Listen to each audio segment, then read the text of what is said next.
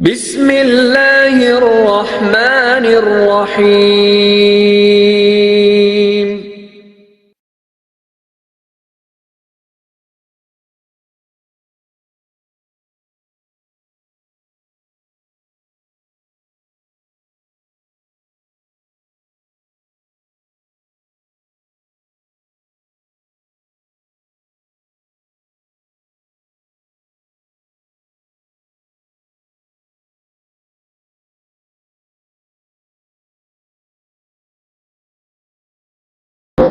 بسم اللہ الرحمن الرحیم۔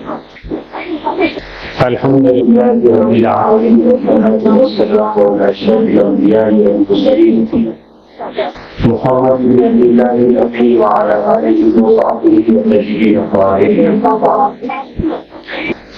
قال اللہ عز وجل فی القرآن المجید اعوذ باللہ من الشیطان الرجیم بسم اللہ الرحمن الرحیم۔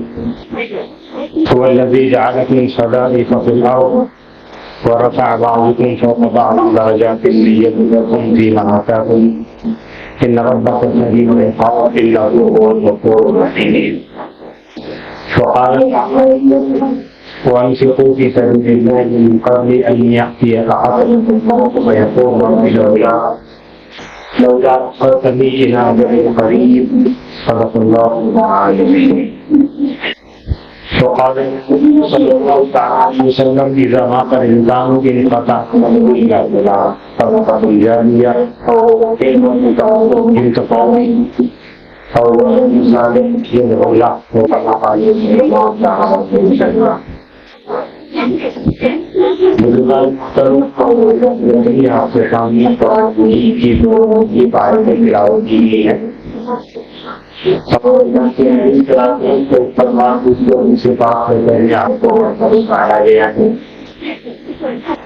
قرآن مجید کی پہلی آیت نے ارشاد فرمایا ہے کہ وہی تو ہے جس نے زمین میں تم کو خلیفہ بنایا ہے اور تم میں سے بعض کو بعض چیزوں کی فوقیت ایک درجے فرمایا ہے تاکہ وہ آزمائش اور دیکھے کہ تم کیا کام کرتے ہو۔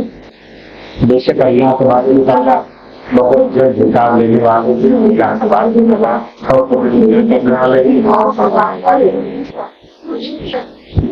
اور دوسری آیت میں اللہ تبارک و تعالیٰ نے فرمایا ہے کہ خرچ کرو اللہ کے راستے سے کرنے کے سمجھے کسی کا صحیح لوگ آ جائے اور وہی کہ میں اگر مجھے موقع دیا جاتا بہت مفتی کو میں خرچ کرتا اللہ کے راستے۔ قرآن کہہ رہا ہے کہ جب انسان کا سے موقع آ جاتا ہے تو ایک صاحب اور ایک قسم بھی آگے پیچھے نہیں ہوتا۔ یہ دونوں آیتیں اللہ رب العزت نے قرآن میں ارشاد فرمائی ہے جس کا حاصل اور جس کا مطلب قرآن کہ اللہ تبارک و تعالیٰ مختلف چیزوں میں آزماتے ہیں۔ اگر انہوں نے مرتبہ کیا تو میں دیکھنا چاہتا ہوں کہ اس مرتبے کا استعمال کیسے کرتا ہے، ایسا کرتا ہے کہ کہاں پڑتا ہے۔ اور دنیا میں کسی چیز پر اللہ تبارک و تعالیٰ کی توفیق عطا فرمائی ہے تو کوئی آزمائش کے لیے سیکھنے کے لیے ہے کہ اس کو بندہ کیسے استعمال کرتا ہے، آئے سے فائدہ اٹھاتا ہے، فائدہ پہنچاتا ہے، چاہے اسے نقصان کرتا ہے یا نقصان ہوتا ہے۔ اور پھر اللہ تبارک و تعالیٰ نے ہمیں اتنی عقل کریم ضرورت عطا فرمائی کہ ہم کو فیصلہ کر سکتے ہیں کہ اچھائی کیسے اردو میں آ سکتی ہے اور خرابی کیسے اردو میں آ سکتی ہے۔ اچھے کام کرنے کی اندر اچھائی آئے گی، خراب کام خرابی آئے گی۔ اس لیے اگر اللہ کو عزت نے کسی معاملے میں پہنچنے کا ضروریت عطا فرمائی ہے جو صحیح استعمال میں ضروری ہے۔ جو بندے ایسا کرتے ہیں اللہ ان سے خوش ہوتے ہیں، جو بندے ایسا نہیں کرتے ہیں ان کے بارے میں کہا کہ اللہ کو جلد حساب لیں گے تو حساب لے کر وہ بتا دیں گے کہ تم نے کیا کیا، کیا نہیں کیا، کیا صحیح کیا، کیا غلط کیا۔ اور یہ بھی فرمائش ہوئی کہ اللہ تبارک و تعالیٰ معاف بھی فرما دیتے ہیں، بھی فرما دیتے ہیں۔ دوسری آیت میں فرمایا کہ خرچ کرو اللہ کے راستے میں اس سے پہلے کہ تمہارے اپنے موت آ جائے، مرنے کا وقت آ جائے۔ پھر انسان کی مرنے کا وقت آ جاتا ہے اور موت کے اثرات سے بردائے ہو جاتے ہیں. تو شریعت یہ کہتی ہے کہ اگر ہم یہ کہے کہ میرا مال اس کو دے دو، یہ مال اس کو دے دو، یہ جو نہیں کیا جا سکتا. کیوں؟ اس لیے کہ موت کے آخر تعلیم ہونے کے بعد کئی باتوں کا کوئی اعتبار نہیں ہے، ان کا عمل نہیں کیا جا سکتا. اور جب اللہ گزر کروا رہے ہیں کہ وقت کے آنے سے پہلے پہلے خرچ کر دو، کیوں خرچ کرو؟ کس لیے خرچ کرو؟ تو تمہارے مرنے کے بعد تم کو وہ کام آئے، تمہارے مرنے کے بعد اس کا پیدا ہوتا تم کو اس دنیا سے چل جانے کے بعد جو ثواب ملتا ہے اللہ کے مال کو اللہ کے راستے میں اور خرچ کیا. اور اللہ کی شریف کی بات کہی گئی ہے کہ انسان جب مر جاتا ہے اس کا انتقال ہو جاتا ہے، یہ دنیا سے چلا جاتا ہے، کیونکہ نئی کاموں کا سلسلہ منقطع ہو جاتا ہے. اور کوئی کام کر نہیں سکتا ہے، نہ نماز پڑھ سکتا ہے، نہ روزہ رکھ سکتا ہے، نہ حج کو جا سکتا ہے، نہ زکات دے سکتا ہے. اس لیے کہ جب مر گیا ہے تو یہ کام کیسے ہوتا ہے؟ لیکن اس کے باوجود تین آپشن ایسے ہیں، تین کام ایسے ہیں کہ مرنے کے بعد یہ جو بچا ہے تو اس کا ثواب ملتا رہتا. اور وہ تینوں باتیں ایسی ہیں کہ اگر ہم چاہیں کہ ان کے اوپر عمل کر کے اپنے لیے صدقہ جاریہ آخرت کے سامان کو اپنے آدمی دے سکتے ہیں، پہنچا سکتے ہیں.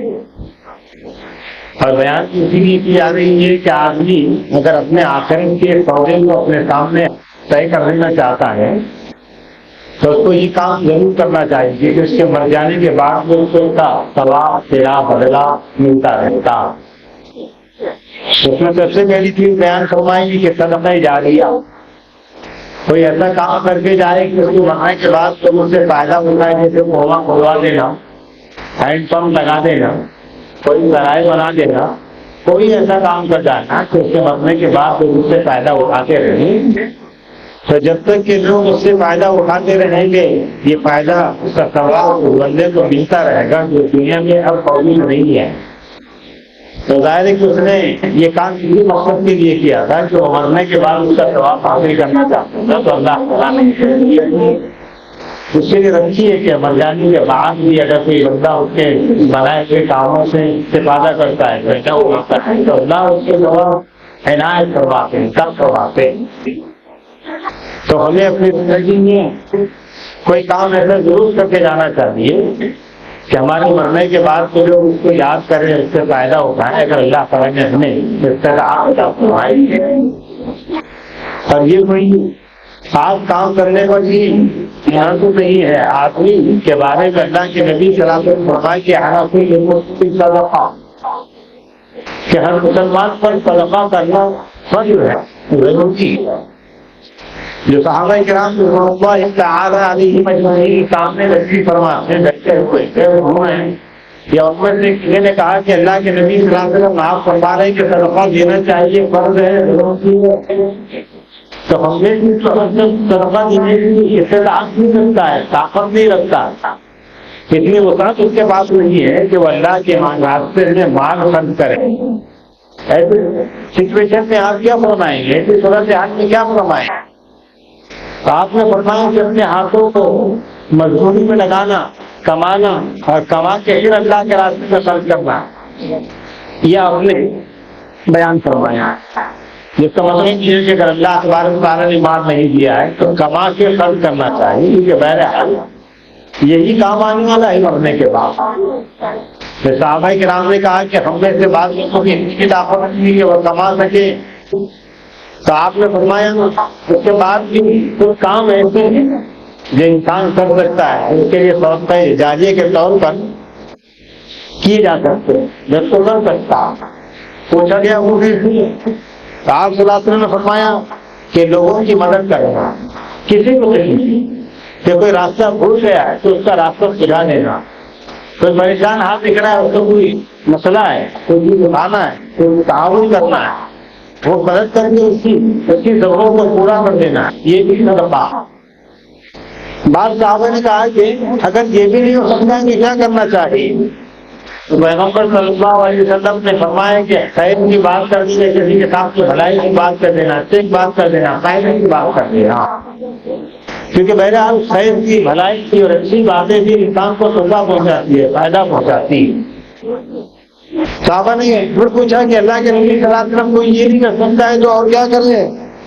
تو آپ نے فرمایا کہ لوگوں کو برائیوں سے روکنا اور لوگوں کی غیبت نہیں کرنا اور لوگوں کے عیب نہیں کرنا، کوئی ایسا کام کرنا جس سے تم اپنے آپ کو گناہ سے بچا سکتے ہو، یہ کام کی طرفہ۔ تو اللہ کے نبی صلی اللہ علیہ وسلم نے ان 5 چیزوں میں کہیں نہ کہیں ہم کو اور آپ کو سامنے یہ کئی بات ارشاد فرمائی ہے کہ ہم ان 5 باتوں میں سے کسی ایک بات پر عمل کر کے ضرور صدقہ کر سکتے ہیں تاکہ ہمارے مرنے کے بعد بھی وہ کام آئے ہیں اور لوگ اس کو یاد کریں کہ صاحب فلاں تو ہوئی میرے فائدے کی یہ بات کہی تھی، میں نے اس پر عمل کیا تھا، میں آج کو اس کا فائدہ ہوگا۔ ظاہر ہے کہ وہ چیزیں جو انسان کے مرنے کے بعد ان کے کام آتی ہے۔ تو اللہ کے نبی صلی اللہ علیہ وسلم نے فرمایا کہ جب انسان مر جاتا ہے تو اس کے عمل کا سلسلہ منقطع ہو جاتا ہے، نیک عمل اب نہیں کر سکتا ہے۔ کچھ چیزیں ایسی ہیں جس کے اوپر عمل کرنے سے بندے کو مرنے کے بعد بھی اس کا ثواب، اس کا فائدہ مل سکتا ہے، اس سے کرنا ہی جا کہا گیا۔ دوسری چیز بیان فرمائی اللہ کے نبی صلی اللہ علیہ وسلم نے علموں کی تمام کی، کوئی ایسا علم جو لوگوں کو دکھاتا ہے، لوگوں کو ایسی باتیں بتاتا ہے، حلال حرام کی تمیز بتاتا ہے، جائز ناجائز کا فرق بتاتا ہے، وہ بڑی کی تمیز کرنا سکھاتا ہے، لوگوں کو بتاتا ہے، تو اس کے چلے جانے کے بعد بھی اگر لوگ اس پر عمل کرتے رہیں گے تو امید ہے، بلکہ یقین ہے کہ اللہ کے نبی صلی اللہ علیہ وسلم فرما رہے ہیں کہ مرنے کے بعد بھی اس کو اس کا ثواب ملتا رہے گا۔ اور ظاہر ہے کہ ہمارے مرنے کے بعد ہم کو جو کچھ بھی ثواب مل رہا ہے وہ ہمارے خیر ہوگا، کیونکہ وہاں پر آدمی چاہتے ہیں کہ نیک عمل یہ نیک کام نہیں کر سکتا۔ تو ایک یہ ہے کہ لوگوں کی یہ ساری باتیں بتائیں، اچھائی کی، حلال حرام، جائز ناجائز، اچھا برا، یہ چیزیں بتانا۔ یہ بھی ہو سکتا ہے کہ کوئی کتاب لکھ دے، لوگ اس کو پڑھیں اور اس کی روشنی میں زندگی گزارے، یہ بھی اپنے کا علم ہے کہ لوگوں کے فائدے کے لیے کیا جاتا ہے۔ اور کتنے بندے ایسے جو یہ کام کرتے ہیں، اگر اللہ تعالیٰ نے آپ کو بھی اپنی صلاحیت عطا فرمائی ہے، آپ کو بھی یہ علم دیا ہے کہ جس کو جمع کر کے آپ لوگوں کو فائدے کی کتاب کر بھی دے سکتے ہیں، تو آپ کو ایسا ضرور کرنا چاہیے کہ ایسا کرنے سے انسان کو اس کے مرنے کے بعد بھی فائدہ پہنچتا۔ اور تیسری چیز بیان فرمائی اللہ کے نبی صلی اللہ علیہ وسلم کے اول صالح یدعونا، جس کا مطلب یہ ہے کہ نیک اولاد چھوڑے جو اس کے مرنے کے بعد اس کے لیے دعائیں خیر کرے۔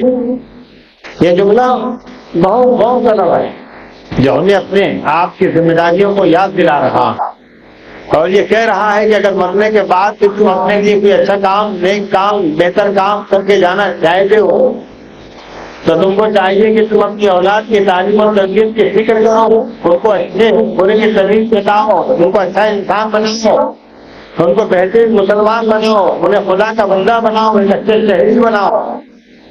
یہ ساری چیزیں انسان کے مرنے کے بعد ان کو فائدہ پہنچاتی ہے۔ اور ہماری سوسائٹی کا، ہمارے معاشرے کا حال یہ ہے کہ ہمارے نوجوان اپنے قیمتی زندگی کے وقت کو جگہوں میں بیٹھ کر گھنٹوں موبائل دے کر برباد کر رہے ہیں، ضائع کر رہے ہیں۔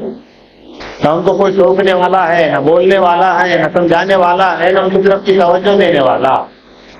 تو پہلی ذمہ داری جس کی ہے وہ والد ہے، باپ ہے، جس نے ان کو پیدا کیا ہے، دنیا میں لانے کا وہ ذریعہ بنا ہے۔ کیونکہ پیدا کر دینا ہے کوئی کمال نہیں ہے، بلکہ پیدا کرنے کے بعد اس کی تربیت کرنا، اس کو اچھا انسان کو مسلمان بنانا، یہ ذمہ داری۔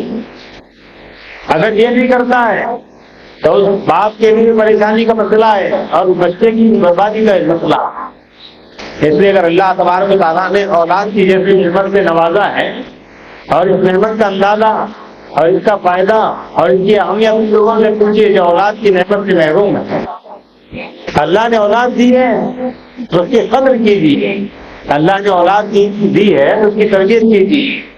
اگر اللہ نے اولاد کی جس نعمت میں سرفراز فرمایا تو اس کے قدر کا حق اور تقاضا یہ ہے کہ ان کی تربیت کی جائے۔ اور تربیت کا حق یہ ہے تو جو تربیت بچپن سے ہوتی ہے وہ بچپن تک چلتی، اور اگر جواب ہونے کے بعد تربیت کی جائے تو اس کے ریئیکشن سامنے آتے ہیں. جیسے کتنے لوگ ہیں اس میں جو اپنے محلے کے بڑے لوگوں سے کہتے ہیں, مسجد کے اماموں سے کہتے ہیں, علماء سے کہتے ہیں, اپنے خیر خواہوں سے کہتے ہیں کہ صاحب ہمارا بچہ ہماری سنتا نہیں ہے, ہماری باتوں کو مانتا نہیں ہے. کئی مسائل سننے میں آتے ہیں اور کئی باتیں مشاہدے میں آتی ہے. یہ اس لیے ہوتا ہے کہ جب تربیت کرنا چاہیے, جب تربیت نہیں کرتے اور اس کو ان کے ہاتھ پہ چھوڑ دیتے ہیں, یا تو ضرورت سے زیادہ لاڑ کرتے ہیں یا پھر ان کی طرف سے قدر وفات برتتے ہیں کہ بس دنیا کمانے میں دن رات سب کرتے ہیں, صبح ہوں گی شام ہوں گے اور عمر تمام ہوتی. یہ حال ہو جاتا. تو اگر ہم یہ چاہتے ہیں کہ ہمارے بچے ہماری نیک نامی کا ذریعہ بنے, ہم یہ چاہتے ہیں کہ ہمارے مرنے کے بعد ہمارے بچے کے ذریعے سے ہمارا بھلا ہو, فائدہ ہو, مرنے کے بعد بھی ہم کو اس کا صلہ و ثواب ملے, تو ہمیں اپنے بچوں کی تربیت کرنا چاہیے تاکہ ہمارے مرنے کے بعد کم سے کم یہ بچے اللہ تعالیٰ کے سامنے اٹھا کر دعا کریں کہ اللہ میرے ماں باپ کی مغفرت فرما, اللہ میرے ماں باپ نے میری تعلیم کے لیے, تربیت کے لیے, مجھے اچھا انسان بنانے کے لیے بڑی محنت کی ہے, بڑی قربانی کی ہے, بڑی مشقت کی ہے. یہ وہی بچے کر سکتے ہیں جو بچے اپنے ماں باپ کی تربیت میں بڑے ہوتے ہیں. تو ہمیں اولاد کے سلسلے میں توجہ دینے کی ضرورت ہے, توجہ دینا چاہیے, کیونکہ ان کی تربیت کے بغیر نہ تو یہ اچھے انسان بن سکتے ہیں, نہ اچھے مسلمان بن سکتے ہیں, نہ اچھے شہری بن سکتے ہیں, نہ ٹھیک آدمی بن سکتے ہیں. تو اللہ کے نبی صلی اللہ علیہ وسلم فرمایا کہ مرنے کے بعد انسان کے سارے عمل کا سلسلہ منقطع ہو جاتا ہے, ختم ہو جاتا ہے, لیکن 3 کام ایسے ہیں. ایک تو صدقہ جاریہ, جس سے کوئی ایسا علم چھوڑ کے گیا ہے جس کو پڑھ کر جو فائدہ اٹھاتے ہیں, زندگی کے راستوں کو صحیح کرتے ہیں, اور تیسرا اولاد نیک جو کہ مرنے کے بعد ان کے لیے دعا کرتی ہے. تو قرآن مجید کی دونوں آیتوں میں, حدیث پاک میں مل جملہ بہت ساری باتوں میں ایک اہم بات سمجھائی جا رہی ہے. وہ یہ ہے کہ مرنے کے بعد کے لیے تم کیا تیاری کر رہے ہو, اور یہ کہ مرنے کے بعد کے لیے جو اپنی زندگی میں تیاری کر کے بھیج دیتا ہے اس سے اس کو بہت فائدہ ہوتا ہے, اس سے اس کو بہت ثواب ملتا ہے. آج کل ہمارے سامنے ایک بڑا مرحلہ آیا ہوا ہے, ہر کام سن رہا ہے, ہر آنکھ دیکھ رہی ہے کہ وقت بورڈ کا جو مسئلہ چل رہا ہے, حکومت نے اس میں جو مداخلت کی ہے اس سے مسلمانوں پر ایک بہت بڑی افتاد آئی ہوئی. مسلمان بہت بڑے مسئلے سے دوچار ہو گئے. اس سلسلے میں ہماری ذمہ داری کیا ہے, ہمیں کیا کرنا ہے؟ ہمیں اٹھتے بیٹھتے چلتے پھرتے سمجھایا جا رہا ہے, بتایا جا رہا ہے کہ ہمیں کیا کرنا ہے.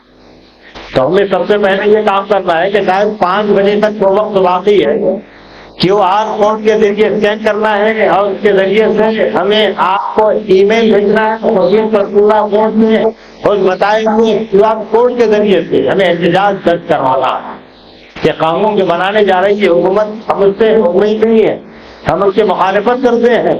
آپ کو سن کر تعجب ہوگا کہ ملک ہندوستان میں 20 سے 30 کروڑ مسلمان رہتے ہیں, لیکن ان میں سے کل شام تک 1 سے 1.5 کروڑ کے لوگوں نے ای میل بھیجا ہے یہ ان کے دین سے تعلق ہونے کا مظہر ہے. بتا رہا ہے کہ مسلمانوں کو اپنے دین سے کس قدر شغف ہے, ان کو کس قدر اس میں کرنا چاہتے ہیں. یہ بہت ہی بری بات ہے کہ مسلمان اس سلسلے میں توجہ نہیں دے رہا ہے اور اپنے وقت کو نکال کر اپنی ذمہ داری کو ادا کرنے کی کوشش نہیں کر رہا. تو ہمیں یہ بات ہمیشہ یاد رکھنا چاہیے کہ اگر کوئی افتاد آتی ہے, کوئی پریشانی آتی ہے, کوئی مسئلہ آتا ہے تو سارے لوگ گرفتار ہوں گے, اس کے اندر کوئی نہیں بچنے والا.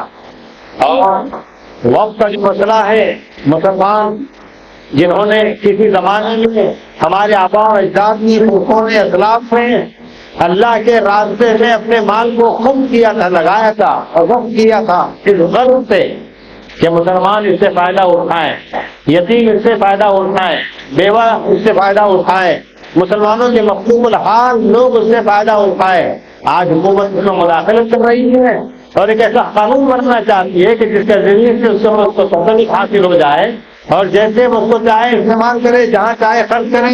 یہ حکومت کے پیش نظر ہے. ظاہر ہے کہ یہ مال مسلمانوں کا ہے, اور حد تو یہ ہے کہ مسلمانوں کے مسئلے میں غیر مسلموں سے رائے لی جا رہی. آج ہمارا حال یہ ہوگا کہ نہ کوئی سننے کو تیار ہے اور نہ کوئی دیکھنے کو تیار ہے, خود ہم توجہ دینے کو تیار نہیں ہے کہ ہم سے اتنا کہا جا رہا ہے کہ اسکین کر کے کلک کیجیے اور اپنی رائے بھیجیے. میں نے صبح سے 10 لوگوں سے پوچھا, آپ کو سن کر تعجب ہوگا کہ 8 لوگوں نے کہا کہ کرنا ہے, ابھی نہیں کیا.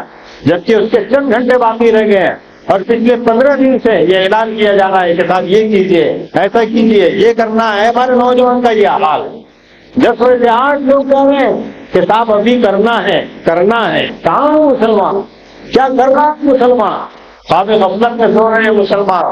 تو یاد رکھنا چاہیے کہ ایسے مسائل آتے رہے، حالات آتے رہے، اور ہم نے ایک طریقے سے اس کو نظر انداز کیا تو اس کے حالات سے سب کو دو چار ہونا پڑے گا، سب پریشان ہو گئے۔ اس لیے ہمیں اپنی ذمہ داری کو پہلے مرحلے میں پورا کرنا ہے۔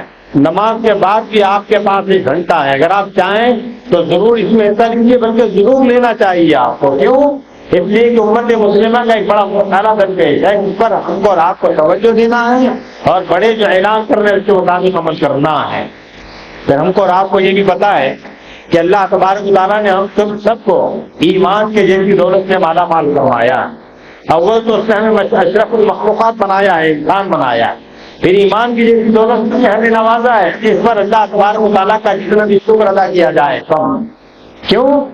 اگر وہ چاہتا تو کوئی اور پیدا کر دیتا، ہم پتہ نہیں کہاں رہتے اور کیا کیا کرتے۔ اللہ تبارک و تعالیٰ نے ہمیں مسلمان بنایا، اسلام کی دولت سے مالا مال فرمایا، ایمان کے جیسی عظیم دولت سے عطا فرمائی۔ یہ ہمیں اور آپ کو اس لیے عطا کی گئی ہے، دی گئی ہے کہ ہم اس کے قدر جانیں، اس کی اہمیت کو سمجھیں، اس کو حرص جان بنائیں، اس کے لیے چیزیں بننے کا عزم اور ارادہ پیدا کریں۔ ظاہر ہے کہ اس کے پہلے جو مراحل ہے اس کے سلسلے میں متوجہ کیا جا رہا ہے کہ اللہ کے بندوں ایسا کرو۔ کیوں؟ اس لیے کہ ایسا کرنے سے ہم کو اور آپ کو یہ فائدہ حاصل ہونے والا۔ تو اس کے بعد ہمیں یہ بھی پتا ہے کہ حالات آتے رہتے ہیں، اور پچھلے 10 سالوں سے ہمارے اوپر جو حالات آ رہے ہیں اور ہمارے خلاف جو قانون بنائے جا رہے ہیں، یہ سارے کے سارے مسئلے ہم نے آواز دے رہے ہیں، اور یہ کہہ رہے ہیں کہ مسلمانوں تم خواب غفلت میں جی رہے ہو، اور تمہارے بارے میں جو یہ حکومت فیصلہ کر رہی ہے، ایسے فیصلے ہو رہے ہیں جس کے دور رس نتائج ہوں گے، بڑے نقصان ہمارے اور آپ کے ہونے والے ہیں۔ ہم نے توجہ نہیں دی، تو ہمیں اس بات کی طرف توجہ دینا ہے۔ آزمائش کا مسئلہ یہ ہے کہ آزمائش جو ہر زمانے میں ہوتی رہی، امتحان ہر زمانے میں ہوتا رہا ہے۔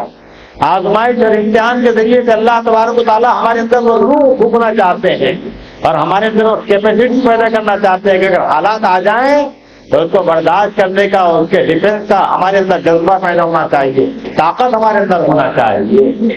تو ظاہر ہے کہ ہمارے امتحان کا مسئلہ یہ ہے کہ ہمارے پاس ایمان کے جیسی عظیم دولت اللہ تبارک و تعالیٰ نے عطا فرمائی ہے، اور اسی اعتبار سے اللہ تبارک و تعالیٰ کی طرف سے ہماری آزمائش ہو رہی ہے، تو ہم ڈرنے کی اور گھبرانے کی ضرورت نہیں ہے۔ حالات جو آئیں ان کا مقابلہ کرنا، اپنے بڑوں کی بتائی ہوئی باتوں کی روشنی میں کام کرنا، یہ ہماری اور آپ کی ذمہ داری ہے۔ حالات تو آتے جاتے رہتے ہیں، اور جہاں تک حالات کا، مسائل کا اور امتحان کا مسئلہ ہے، حضرت ابراہیم کے بارے میں قرآن مجید کہتا ہے کہ وہی بھی تعالیٰ ابراہیم ربہ بکلمات فاتمہن، کہ حضرت ابراہیم سے اللہ تبارک و تعالیٰ نے بہت سے امتحان لیے، مختلف امتحان لیے، اور اللہ کا یہ بندہ جس کو انبیاء کہا جاتا ہے، نبیوں کا سردار کہا جاتا ہے، ہر امتحان میں اول درجے سے کامیابی درج کرا رہا، جن کو اللہ تبارک و تعالیٰ نے فرمایا کہ ایسی ایسی قربانیوں سے گزارا، ایسے ایسے آزمائش سے گزارا کہ وہی تھے جو اس میں کامیاب ہوئے۔ اللہ تبارک و تعالیٰ یہ بات ہمارے لیے مثال کے طور پر بیان کر رہا۔ تو ان حالات سے، مسائل سے، پریشانی سے، مصیبت سے ڈرنا اور گھبرانا نہیں چاہیے۔ یہ آتے ہیں اس لیے کہ ہمیں اور اونچا اٹھائے۔ اللہ تبارک و تعالیٰ اس امتحان کے ذریعے سے مزید اور طاقت عطا فرمانا چاہتے ہیں۔ دنیا کا دستور قانون ہے کہ جب تک کہ ہم پہلی کلاس پاس نہیں کرتے، دوسری کلاس میں نہیں جا سکتے، ویسے ہی اللہ تبارک و تعالیٰ ہم سے امتحان لے کر ہمیں مزید اس کے تیاری کے لیے تیار فرمانا چاہتے ہیں۔ اس لیے نہ گھبرانا ہے، نہ ڈرنا ہے، نہ پریشان ہونا ہے، بس اپنے بڑوں کی بتائی ہوئی باتوں کی روشنی میں اپنے کو کام کرنا ہے۔ اللہ تبارک و تعالیٰ ہو سکتا ہے کہ اسی شر سے کوئی خیر نکالے، کیونکہ اللہ تبارک و تعالیٰ کی ذات ہی کرنے والی ہے۔ اللہ تبارک و تعالیٰ ہی بہتر جانتے ہیں کہ اس میں کیا خیر چھپا ہوا ہے، اور یہ ظاہر ہے کہ اللہ تبارک و تعالیٰ سے بہتر کون جا سکتا۔ اس لیے ہمیں وقت کے مسئلے کو یاد رکھنا چاہیے، ہمیں معلوم ہونا چاہیے کہ وقت کہاں کس کو جاتا۔ ویسے میں نے آپ سے کہا کہ ہمارے بڑوں نے، ہمارے بزرگوں نے، ہمارے اسلاف نے، ہمارے بزرگوں نے جب اللہ تبارک و تعالیٰ نے انہیں مال و دولت سے نوازا تھا تو انہوں نے یہ کہا کہ ہمارے مرنے کے بعد کوئی ایسا کام کرنے جائیں کہ مرنے کے بعد بھی ہم کو اس کا صلہ ملتا رہے کہ لوگوں نے مختلف کام کیے، اپنی زمینات وقف کی، سرائے بنائے، اور پتہ نہیں کیا کیا نہیں کام کر کے گئے۔ وقف کی جو زمینیں ہیں جس کے بارے میں یہ آتا ہے کہ مسلمانوں کی یہ وقف کی جو اطلاق ہے، ہندوستان میں فوج اور ریلوے کے بعد سب سے زیادہ فرمایا کہ ہزاروں ایکڑ کے زمین مسلمانوں کی وقف کے نام موجود ہے، اور حکومت ایک اس کے اندر مداخلت کر کے اپنے اختیارات کے اندر فرمائے کہ وہ شامل کرنا چاہتی ہے، مسلمانوں کو کسی طریقے سے اس سے دور کر دینا چاہتی ہے۔ تو ہمیں معلوم ہونا چاہیے کہ وقف کس کو کہا جاتا ہے۔ تو جب یہ وقف جو ہے یہ مسلمانوں کی اطلاع، اور اس سلسلے میں ہم سے جو رائے طلب کی جا رہی ہے کہ صاحب آپ کی رائے کیا ہے، تو ہمیں یہ رائے دینا ہے اس کے QR کوڈ کے ذریعے کہ ہم اس سے مطمئن نہیں ہے، ہم اس سے متفق نہیں ہے۔ حکومت جو قانون بنانے جا رہی ہے ہم کو اس سے کوئی لینا دینا نہیں ہے، ہماری جو پراپرٹی ہے یہ ہماری پراپرٹی ہے، جو مسلمانوں کے اختیار میں رہنا چاہیے، مسلمانوں کے فائدے کے لیے اس کو استعمال کیا جانا چاہیے۔ اور ظاہر ہے کہ جیسے میں نے کہا آپ سے کہ اس کا مقصد خود یہ ہے، وقت اس لیے کرتے ہیں لوگ کہ مرنے کے بعد اس کا ثواب، اس کا صلہ، اس کا بدلہ اللہ تبارک و تعالیٰ اس کو پہنچاتے رہے۔ تو لوگوں نے یہ کام خود ہی کیا تھا کہ یہ فائدہ اگر مرنے کے بعد ملتا رہے تو ہم کو رات کو اس کا فائدہ ملتا رہے گا۔ تو پہلے میں نے کہا آپ سے کہ ہم اپنی ذات سے کوئی اچھا کام کر سکتے ہیں وہ ضرور کرنا چاہیے، کیونکہ بہرحال مرنے کے بعد جو آپ کو اور آپ کو اس کا ثواب ملنے والا۔ اور جہاں تک حکومت کی عزائم کا ارادہ ہے تو میں نے کہا آپ سے کہ حکومت وقف بورڈ کی زمینات پر قبضہ کرنا چاہتی، وہ اس کے اوپر اپنے تسلط کو قائم کرنا چاہتی، وہ اپنے حساب سے اس کو ڈیولپ کرنا چاہتی ہے، اپنے حساب سے اس کو استعمال کرنا چاہتی ہے، جبکہ یہ صرف خالی مسلمانوں کی برابری، حکومت کی برابری نہیں ہے۔ اسی طرح اگر یہ قانون بنتا ہے تو ہمارے بڑے کہہ رہے ہیں، ہمارے ذمہ دار کہہ رہے ہیں کہ ساتھ اس کے اندر غیر مسلموں کو بھی انوالو کرانے جائے، اس کے اندر اس کو کوئی لینا دینا نہیں۔ ایک طرف تو مسلمانوں کی وقف کی ہوئی پراپرٹی کو خود مسلمانوں کی حکومت قبضہ کرنا چاہتی ہے، اور دوسری طرف مسلمانوں کی پراپرٹی پر غیر مسلموں سے رائے دی جا رہی ہے۔ تیسری طرف اگر یہ قانون پاس ہوتا ہے تو مسلمانوں کے ساتھ غیر مسلموں کی مداخلت کا خود میں موقع مل جائے گا، ان لوگوں کو جو اسکیم میں شامل کیا جائے گا تو ان کی بھی رائے دینی پڑے گی۔ صاحب آپ بتائیں کہ اس معاملے میں کیا کرنا چاہیے؟ ظاہر ہے کہ یہ سارے کے سارے کام، یہ ساری کی ساری باتیں مسلمانوں کے عزائم کے خلاف ہے، جن عزائم کو سامنے رکھ کر ہمارے بڑوں نے زمینات وقف کی، اور اس کے ذریعے سے کئی مساجد، کئی مدرسے، کئی خانقاہیں، قبرستان، سرائے اور کتنی زمینیں ایسی ہے کہ اگر ان کو ہاتھ سے نکل جائیں تو پتہ نہیں مسلمانوں کو کتنا نقصان ہوگا، اور اس کو بیان نہیں کیا جا سکتا۔ اسی طرح ہمیں اس بات کے سلسلے میں توجہ دینا ہے، جیسے میں نے کہا آپ سے کہ دو کام ہم کو کرنے، ایک تو یہ حکومت جو کام کرنے جا رہی ہے اس کے مخالفت میں ہم کو QR کوڈ کے ذریعے ای میل کرنا ہے، نوجوان دوستوں سے یہ کہنا ہے کہ یہاں سے جانے کے بعد 1 گھنٹے کے اندر یہ کام کر لینا۔ تو اپنے گھر کے خواتین کے موبائل کے ذریعے سے بھی کام کرنا ہے، اپنے موبائل کے ذریعے سے بھی کام کرنا ہے۔ بہت سے معاشرے میں لوگ ایسے رہتے ہیں جن کو سمجھ میں نہیں آتا ہے کیا کرنا ہے، ان کی مدد کرنا ہے، ان کی رہنمائی کرنا ہے کہ یہ کام کر لیا جائے۔ تو ظاہر ہے کہ ہم اور آپ کسی نہ کسی حد تک امید کر سکتے ہیں کہ جو کام ہم کر سکتے ہیں وہ ہم نے کیا ہے، بقیہ فیصلہ کرنا اللہ تبارک و تعالیٰ کے ہاتھ میں، وہی بہتر جانتا ہے کہ کیا ہونے والا ہے، اور یقین جانیے کہ وہ ہمارے لیے سب سے زیادہ بہتر ہے۔ وہ جو کرے گا اللہ تبارک و تعالیٰ فرمائے کہ اللہ سے بہتر کوئی کام کیا کر سکتا۔ اس لیے ہمیں اپنی ذمہ داری کو سمجھنے کی ضرورت ہے، اور اس بات کو یاد رکھنے کی ضرورت ہے کہ انسان اپنے مرنے سے پہلے جو کچھ اللہ کے راستے میں بھیج دیتا ہے وہی کام آنے والا ہوتا ہے۔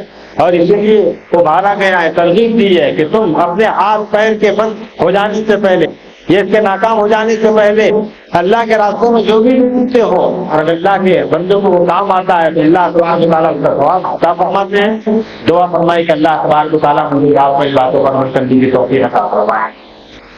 ایک اعلان یہ کرنا ہے کہ جس مسجد میں آپ تشریف فرما ہے یہ مسجد بہت سے ویلفیئر کاموں کا ایک بہت بڑا مرکز ہے۔ کئی کام ایسے ہیں کہ جن کو بیان کرنے کے لیے لمبا وقت چاہیے۔ ویلفیئر کا مطلب یہ ہوتا ہے کہ مخلوق کے فائدے کے کام، اور مخلوق اللہ کا قربہ ہے، اللہ کا خاندان، الخلق عیال اللہ، حدیث میں فرمایا گیا کہ مخلوق اللہ کا قربہ ہے، اللہ کا خاندان ہے۔ تو روز قیامت اللہ تبارک و تعالیٰ اپنے بندوں سے پوچھیں گے، فرمائیں گے کہ میں پریشان حال تھا، میں جیون میں گرفتار تھا، تم چاہتے میں میری مدد کر سکتے تھے؟ تو بندہ اللہ سے یہ کہے گا کہ اللہ آپ تو رب ہیں، پروردگار ہیں، پالن ہار ہیں، ساری دنیا کو چلاتے ہیں، ساری دنیا کے نظام کو لے کر چلتے ہیں، آپ بھلا پریشان حال کیسے ہو سکتے ہیں؟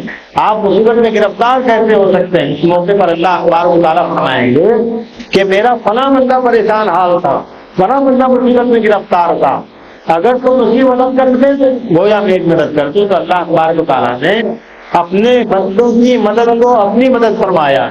اس لیے ہمیں اللہ کے بندوں کی مدد کرنے میں پہل کرنا چاہیے. یہاں پر ایک نہیں کئی ایک کام ہیں جو ویلفیئر کے طور پر کیے جا رہے ہیں. ہونا تو یہ چاہیے کہ ہم سب مل کر یہ کام کریں کہ اللہ تبارک و تعالیٰ یہاں کے لوگوں کو اور اس کے ذمہ داروں کو جزائے خیر عطا فرمائے کہ وہ ہماری سب کی طرف سے نمائندگی کر کے اتنا بڑا کام کر رہے ہیں. اس میں سب سے بڑا، سب سے اچھا، سب سے بہترین کام جو ہے، سب سے زیادہ فائدہ پہنچانے والا ہے اور دعاؤں کے لینے کا ذریعہ ہے، وہ یہ ہے کہ اورنگ آباد کے تقریباً 10 سے 15 ہاسپٹل میں وہاں کے مریضوں کو، مریض کے ساتھ آنے والے لوگوں کو کھانے اور پینے کا یہاں سے نظم کیا جاتا ہے. باضابطہ کھانا پکا کر وہاں دواخانوں میں لے جا کر وہ پہنچایا جاتا ہے. اللہ نہ کرے 1000 مرتبہ، اللہ نہ کرے 1,00,000 مرتبہ، اللہ نہ کرے کہ خدا نہ خواستہ ہم کو اگر اپنا وطن چھوڑ کے کہیں اور علاج کے لیے جانا پڑے تو وہاں پر اندازہ ہوتا ہے کہ آدمی کن کن پریشانی سے روزگار ہوتا ہے، ٹھوکریں کھاتا ہے، کن کن کے مسائل کا سامنا کرتا ہے.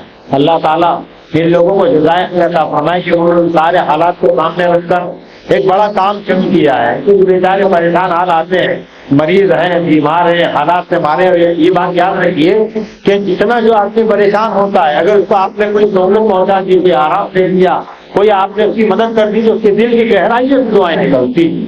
اور یاد رکھیے کہ دل سے نکلنے والی گہرائی سے نکلنے والی دعائیں انسان کی زندگی میں پتہ نہیں کہاں کام آ جائے، کچھ بتایا نہیں جا سکتا. یہ دعاؤں کے کمانے کا ضروری ذریعہ.